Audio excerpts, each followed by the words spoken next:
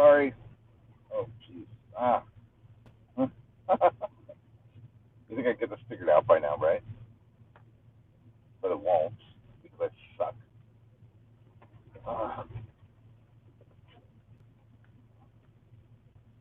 Ah. God. All right, that'll have to do. So, all right. Hi, I'm in the carpool lane. Thursday is the last day of my work week because school's closed tomorrow. I just want to check in quickly and say, hey, what's up? I forget what we were talking about yesterday. That I was like, yeah, tomorrow we'll talk about whatever. But oh, hey, it just gave me a notification that I'm live. That's pretty awesome. Yep, there. Other people are seeing it too. I got to turn off the do not disturb. Good afternoon, Corey. Thank you. Did it give you a notification, Corey, that I was live? Because I just got one for myself, which I thought was pretty exciting. Um, yeah, carpool lane. So, what's going on today? Not too much today. So today is like considered like a long weekend, I guess, because it used to be what we used to call Columbus Day weekend, but we're not calling it that anymore. So the kids have an extra long break. You do? Oh, God. My God. Sorry, my bad. So this will be the last. Um, well, no, actually, we'll still be here tomorrow because Parker still has school tomorrow. So I will still be picking up Parker, but they do not have school on Monday. So I will not be here on Monday. So my thinking was I would pop in today and do a live and whatever, but I forgot that I will still be here tomorrow. So anyway, how is everybody today? Not too much going on here. It's slightly like partly cloudy, mostly cloudy. Um, Good afternoon, Ricky. Yes, you got notified. Nice. I like that. I'm glad that YouTube sent out a notification. I don't think that they do it too often or all the time, or maybe it should be like once you start getting more frequent about putting out your notifications, then then you get pushed out. But I don't know, whatever. So we're here today. I'm really tired. Wow. Uh, I think I need a nap, but I have off tomorrow, so I'm sure I'll be able to catch up on some rest tomorrow. I know yesterday was just we got home and then made dinner and did some cleaning around the house and that kind of thing, and then I don't know what happened at like 8 o'clock. I decided I was going to make cookies. You got notified as well. Cool. I'm happy about that. I like that. Um, I decided to make cookies, which I don't know where that came from, but made cookies and they weren't anything special because we didn't have like a ton of ingredients. We just had like stuff for sugar cookies. But I mean, sugar cookies are sugar cookies, right? So that was that. That's all we did last night, and then I thought worked on some resumes and that kind of stuff. I finished up my website last night. I think I'm going to push it out maybe a little bit later for today about doing writing like professionally. So um, yeah, we'll see. I'd just like to have some kind of backup remote work kind of thing, like have some projects to work on here and there, that sort of thing. It's just the world's too shaky and too weird right now. I can't depend on a job, and I think a lot of people realize that in COVID that they couldn't, like, we're too dependent on everything that we don't need to be dependent on. I know it's a little wordy. Oh, I like it. Talking out my, because I'm so tired. But it was a really weird time, and when I realized that I lost my job because of COVID and everything, it just happened so quickly. And I mean, we were already planning to move to Florida anyway, but it was a lot. It was a lot. So I don't know that different people have different feelings about different things. I don't know if you need to like um, buy some land and start a farm and grow your own garden. And I mean, those people probably will be well taken care of no matter what. But then I always think like, but then like in a second, like they could lose everything because of a disease in their farm or their plants as well. It's so much. I'm not having this heavy conversation about this right now. Let's just kind of keep it light. I'm trying to think about what we can talk about that is light and fun and not so heavy because I'm frankly like, whew, I'm spent already. It is Thursday. I know today is my Friday, and I just want to keep it light. I'm trying to think if there's any. Just want to buy a huge plot of land, build a few houses, get some of my favorite people, and live off land. You know what? There's something to be said for it. Do you remember that movie? Here we go. you remember that movie that came out in like 2000? It was an M. Night Shyamalan movie. It was called The Village, and it was about those group of people who all had like some kind of like, well, if you haven't seen it, spoiler alert. I mean, but you can't like not give it away without talking about it. But the movie is incredible because you're watching this whole movie about this village of these people, and it's like set back, you know, I don't know, like in the late 1800s, something like that, early 1900s. I don't know, it's very simple.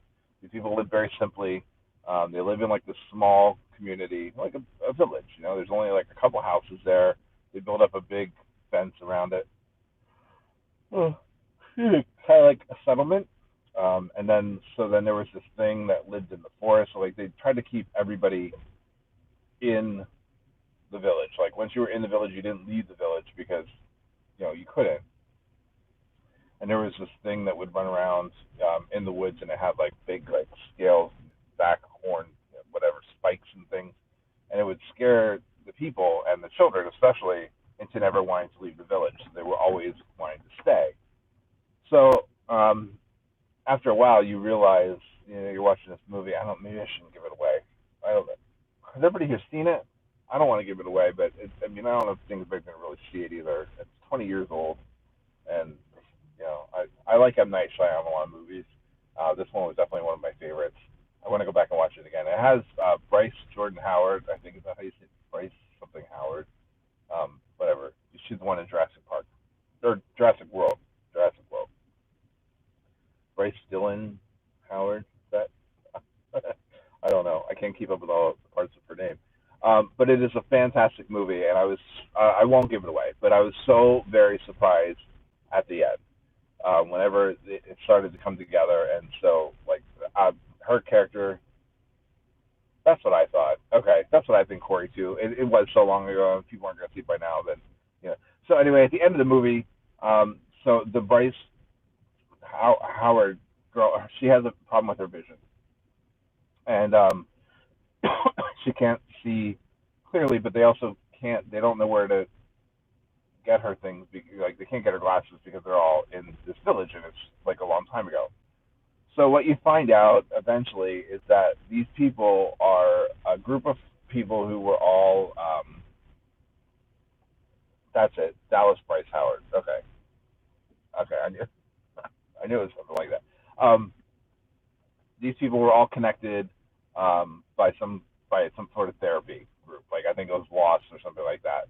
And what they decided to do was one of their family members owned a big part of the preserve outside of Philadelphia, some preserved land, and they actually went there and decided that they were going to live disconnected from the rest of the world and live on this plot of land in the reserve that was set aside that nobody would ever know who they are. So when they built their fence up around them, like they were just kind of stuck in the middle of the thing, and it was sort of like it was a no fly zone, so there was never any helicopters or airplanes or any of those sort of things. And so Bryce Howard, Dallas Bryce Howard, she has to go. Something happens. Somebody gets really sick, and they need somebody to go to what they call the towns, which is actually ends up being like something like I don't know, something simple like Doylestown, like something like that, like a little town around outside of Philly. But because she can't see, she doesn't know exactly what she's um, getting herself into or what she's actually witnessing. So she goes beyond the fence. She gets through the woods. She actually ends up like killing the spiky thing. It was there to scare her on purpose, but she actually ends up killing it or hurting it pretty badly. She then finds out that the guy who plays that spiky thing was a guy that was really into her, and that was they were supposed to have a relationship and whatever. I don't know. They may have been like courted to be married, I think. Anyway, she gets to the towns, or she gets to the main road, and then she makes it to the town. So then you realize that this whole thing is a sham. And then this is at the same time where somebody else discovers that they have kept in a box all their memories of whenever they actually lived. So their whole living this lifestyle of solidarity from everybody else was just because they chose to do it, and it really was set in like 2020, like or 2000. Like it wasn't any. There was no major time difference. They just created it so they could live a simple life. I think that they didn't think thoroughly through what was going to happen whenever they had kids, and their kids got older, and then what was going to happen after that. But it was a group of people. The main point of this was there was a group of people, and they had a plan, and they built some houses, and they lived on a preserve, and nobody bothered them. They didn't bother anybody else. They had no bills, whatever, anything like that, because they just lived very primitively, and that's how they chose to live. I think that our world could somehow go back to those kind of things. I don't know. Like we're so stuck on our modern conveniences. Like I don't. How many people wouldn't be able to survive even just if they didn't have electricity anymore or internet or whatever, running water? Like can you do it? Can you make it? I think we're at that point where there's definitely some natural selection going to happen. Anyway, very heavy, but it is a good movie. Go watch it. Live simply. Yeah, you know what? And we're realizing that more too. Even when we moved from Florida back to here, so our stuff was all here because when I went down to Florida to visit Jackie and the kids was when everything with COVID happened and it kind of got shut down, and so I got stuck there essentially. And so all of our stuff was here. It was in storage. So until we really knew what we were going to do, we left it in storage because we weren't going to ship it to Florida. We didn't really have. We were staying at a friend's house down there. Who are from here? Excuse me. Sorry, they're from here, and so then we decided we're moving back, which is good because all our stuff is here. But then we realized when we moved into the place we're living now, all the stuff that was in storage that we hadn't used that stuff for nearly a year, over a year. So did we really need it? And so we started cutting out a lot too. And like there's things you like to hold on to, like good things for memories, but not gonna lie, I love my modern day convenience like running water and the flashlight. So yeah, I think we can all live more simply. Yeah, I mean it's possible. That's why you go camping, right? I think camping is supposed to be like a refresh of the soul to remind you of flesh, not flesh. Yeah, exactly. I know. Running water, the convenience of water is huge. I think I could live. I think I could live without electricity, but I think I need the running water. So yeah, if you're watching, what do you think? If you were stuck in a place where you had to give up modern conveniences but only could keep one, would you keep running water? Would you keep electricity? I mean, without electricity, you can't have internet or anything like that. So, what do you think is the most important to have? Really weird thoughts to think about on a Thursday after school. But I mean, I definitely would have to keep running water. I think I would have to keep running water. I could be creative enough to not have electricity. Um, Maybe just by candle. I mean, you could do candlelight and those kind of things. No internet, no social. I mean, we would be doing this right now for sure either. So I don't know. It's really hard to think about that. I mean, nobody wants to give up anything if they don't have to. Uh, yeah, I don't know. So at any rate, that was where we were going with that. So yeah, live your lives more simply. See what you can do. Don't be so bent on everything else. There are so many. This is weird, but there are so many bugs everywhere, and like another tiny mosquito just landed on my windshield up here. I wish he was just a little bit further down. I could show you, but he's up here. But it's another strange bug. There are so many strange bugs this year. I don't know if you guys realize it or not, or if they just are like new species that have come. But there are weird bugs that we did everything candlelight, and there was no TV monitor. I mean, there's nothing wrong with that. Keeps you humble, right? Yeah, keeps you humble. We used to go camping, and when we would go camping, sometimes it would rain, of course, and we had a pop-up camper. So when we'd get home, my parents would have to open the pop-up camper at home so it would dry out. Um, Gotta be strapped for these big mosquitoes. I know, real eggs.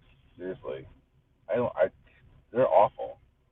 These ones are small though, but like there's the mosquitoes that are big and like their legs go on, but these small ones, they like every time I turn around, I have another mosquito bite. Like I got one on my hand last night when I took Winnie out. I get at least 3 or 4 every night whenever I take the dog out.